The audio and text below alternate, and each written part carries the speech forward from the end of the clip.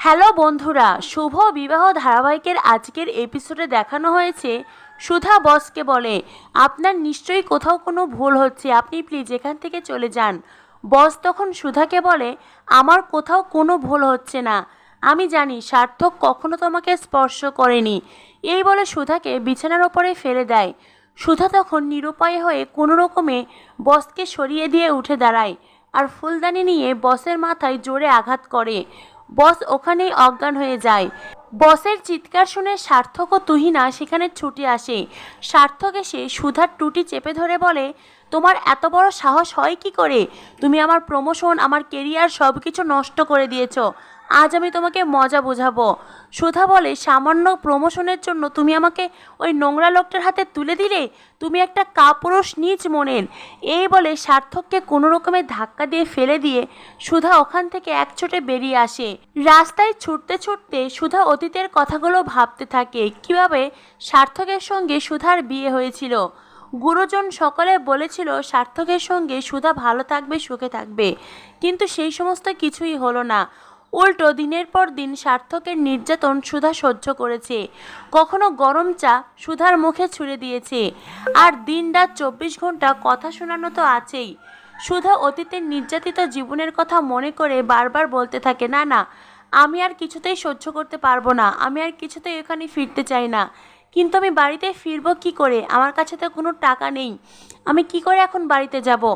এই ভাবতে ভাবতে সুধা সামনে একটা দোকানে ভাবে ওখান থেকেই সে কল করবে। সুধা সেই দোকানে যাবার পরেই দেখে সার্থক অলরেডি সুধার পিছনে গুন্ডা লেলিয়ে দিয়েছে, আর সেই গুন্ডারা মোবাইলে সুধার ছবি নিয়ে দোকানদারকে জিজ্ঞাসা করছে, এই মেয়েটিকে কোথাও দেখেছো কিনা।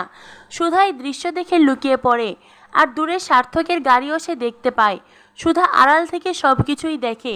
এদিকে তেজের বাড়িতে গিয়েছে ইমন ও তার মা। বাড়ির বউদের নিয়ম নীতি দেখে ইমনের তো হাসফাস অবস্থা, আর ইমনের মডার্ন পোশাক এবং কোনো আদব কায়দাই জানে না। এই সমস্ত কিছু দেখে তেজের ঠাম্মি ইমনকে একদমই পছন্দ করেনি। তাই তো ঠাম্মি ইমনকে বলে, তোমার জীবনের উদ্দেশ্য কি? ইমন বলে, আমি আপনার মতন বড় একজন ব্যবসায়ী হতে চাই। ঠাম্মি বলে, আমি তোমার স্বপ্ন পূরণ করব। তোমার স্বপ্ন পূরণ করতে যা যা প্রয়োজন আমি সব কিছু তোমাকে দেব, কিন্তু আমার একটাই শর্ত, তেজের জীবন থেকে তোমাকে সরে যেতে হবে। এই বলে ঠাম্মি ইমনের হাতে 3 কোটি টাকার একটা চেক ধরিয়ে দেন।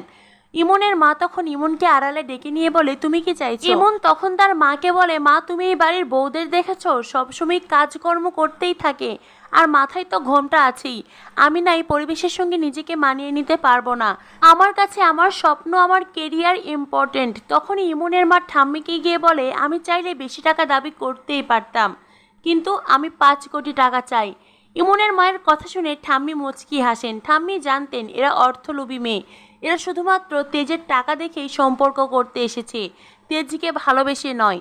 এরপরে ইমন তেজকে একটা SMS করে জানায় সে তার ক্যারিয়ারের জন্য বিদেশে পাড়ি দিয়েছে, তার পক্ষে সম্পর্ক রাখা কিছুতেই সম্ভব নয়।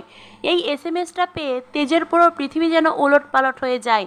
তেজও দিকশূন্য হয়ে ছুটতে থাকে।